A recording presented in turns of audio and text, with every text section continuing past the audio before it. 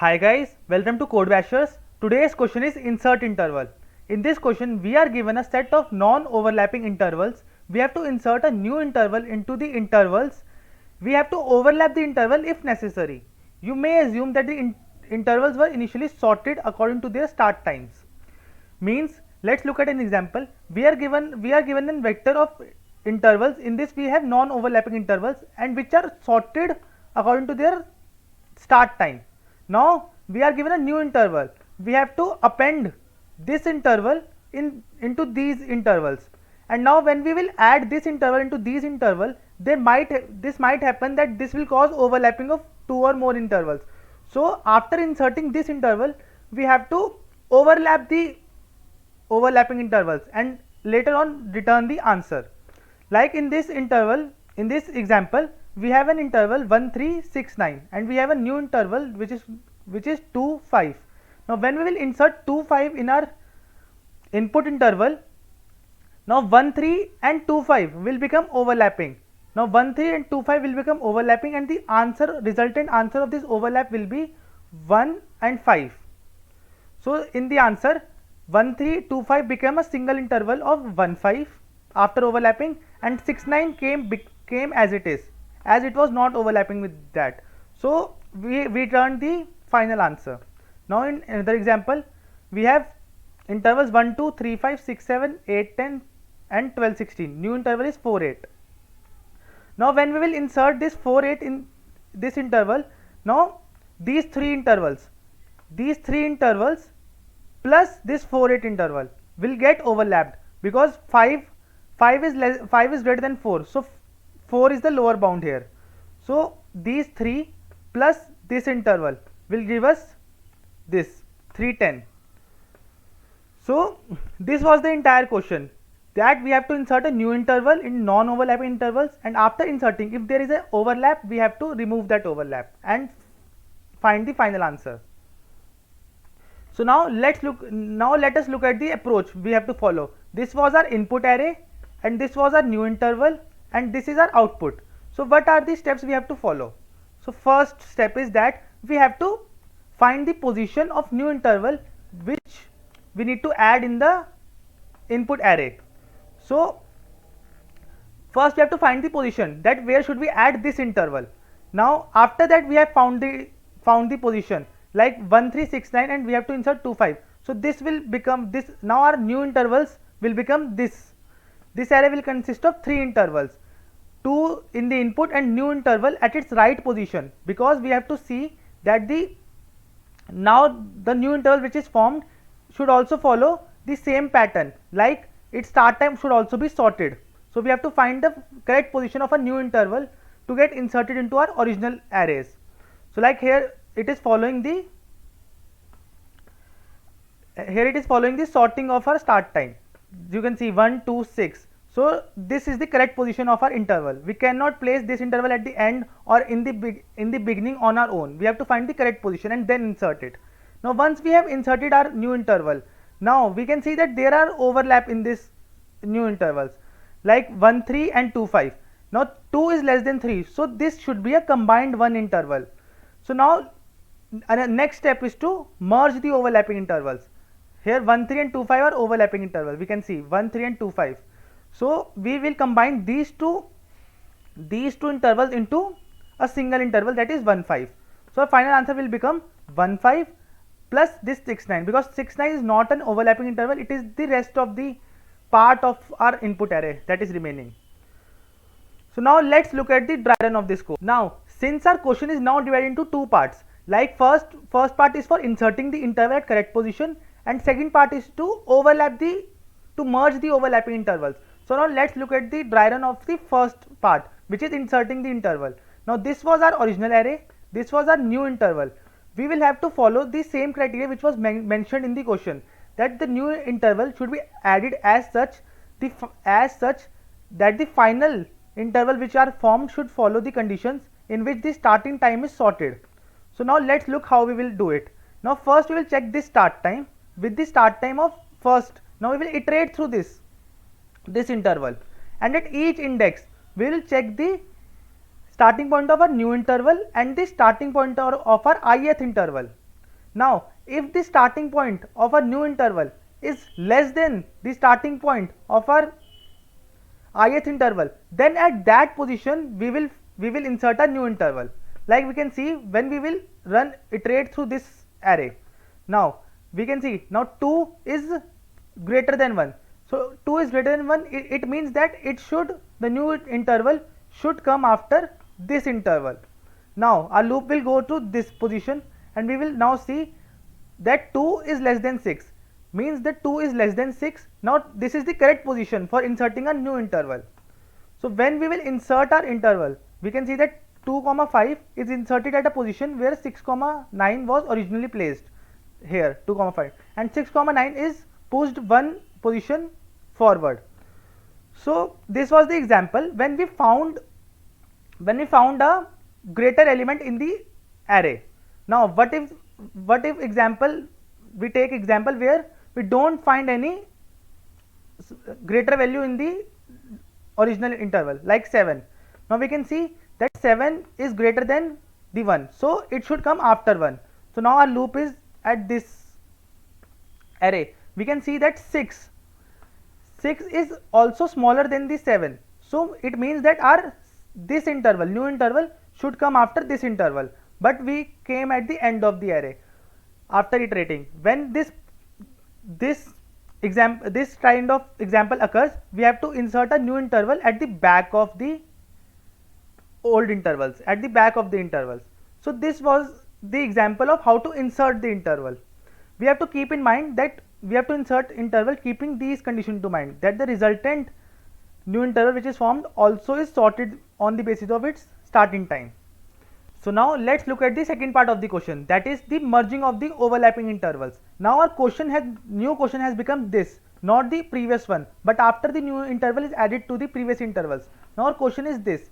Now we have to find the intervals in this array which can be overlapped together. So how we will find that? This is very simple approach. Let's say it.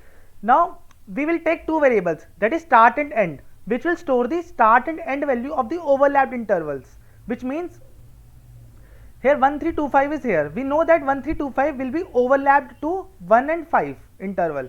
So we need two variables which will store the start and end points of the overlapped interval, and in the beginning we will initialize these two variables, that is start and end value, with the start and end value of the first interval. Since we have done, that is 1 and 3, we have done it. Now we will iterate our loop in the rest of the array, and at every position, like we are first on this position, then at this position. Now at every position we will check whether the first value of that ith interval is less than the end value or not. If the first value is less than the end value, then there will be overlap and we will do some operations, and when the start value is less than the end value, then there will be no operation, no overlapping, and we will do some operation there. So now let's what things we will do. We have iterated the loop from index 1 to last. Now if first value is less than or equal to our end variable, now in that case what we will do? Now we have seen that this is a condition of overlap. Now once a overlap is formed, what will be the start and end value of a new overlap? Once the overlap is formed, now the start value will be the start value itself only, and the end value will be maximum of these two values, that is 2 is less than 3. So we have to find the last value which will cover all the overlapping. It will be equal to the maximum of the current end value and the maximum of the current end value and the last value of the ith interval. So if this is the case when start value is less than the end value, in this case the start value of the overlapped interval will be 1 only, that is start only, and the end value will be the maximum of the end value and the second value of the ith index. In this case the maximum value is 3, maximum value between 3, that is end, and 5, that is the last value of ith index, is 5. So our now start and end becomes 5 in this case. So this was our if condition when our first value is less than the end variable. Now this if condition is if and else conditions are running in a loop only. Now once we have updated our start and end value, what we will do, we will move to next position. Now we will check whether our 6 is less than the end variable or not. In this case it is not. This means that the else condition will be running. So now what will happen in the else condition? First we will take our answer variable. We can take an answer variable which will be returned in the end. So now once there is no overlap, we will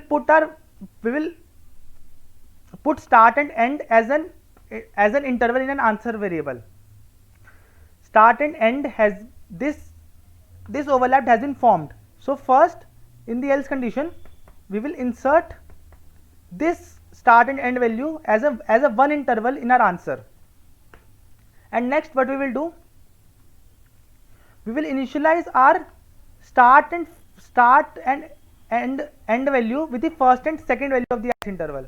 This means first when the start value is greater than the end value, first we will form a interval with start and end value.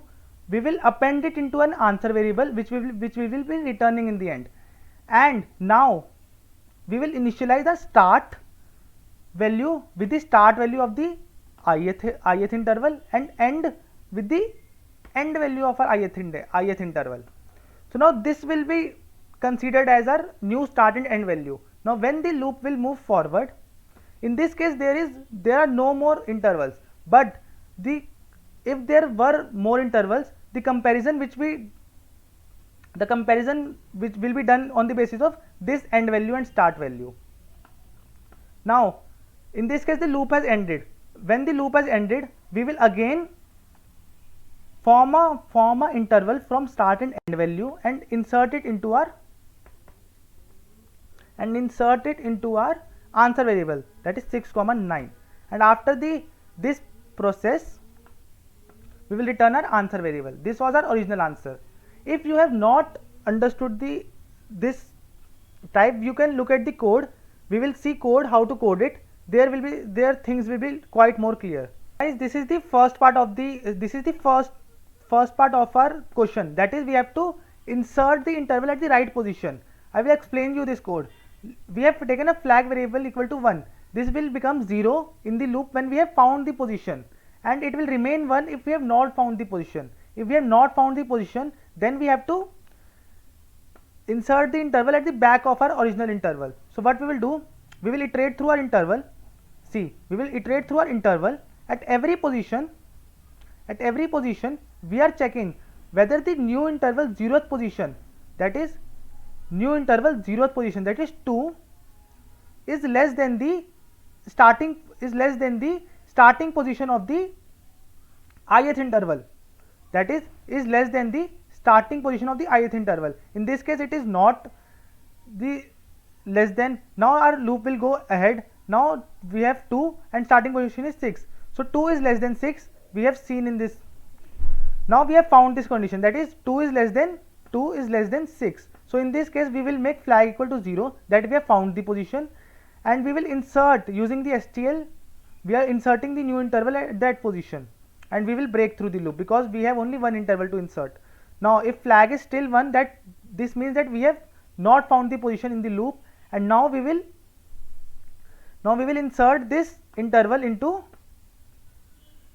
at the last position. Now the second part is the most important part. Second part is to merge the intervals. First we have initialized a vector called answer which will be returned. We have initialized a start value and end value with the starting intervals 0th value and starting intervals first value. So now let's dive into the code. We will iterate the rest of the interval. At every position we will check if first value of intervals, if first value is less than the value of end, is less than end. So in this case what we will do, start will remain same and end will be equal to max of current end comma interval intervals ith first value. This was a simple if condition. See, what we will do, our start will remain same in this case 1, 3 and 2, 5. 2 is less than 3. So in this case our start remained same, that is 1, and our end became 1, 3, maximum of 3 and 5. So our end became 5. So yes, so this was our if condition. If the first value of intervals is less than the end, else if this is not the case. Now first we will insert the interval we have found, that is answer dot pushback. We will first insert start comma end. We have inserted this interval, that is 1, 5, which we have gained start value of 1 and end value of 5 in this condition. Now we will be inserting that interval in our answer variable, that is 1, 5, and now we will again initialize the start value with current ith intervals 0th value and end value with current intervals first value. Now this process will keep on going on. Now when we will reach the end of the loop, when the loop is over, the values we will again do this step, because in this case we have seen that when we were at the end of the loop, our start value and end value consisted of 6 and 9, but our answer variable only consisted of 1 and 5. So we will insert this value also, that is start and end value also at the end of the array. So pushback, and now we have done. Now we will run our code.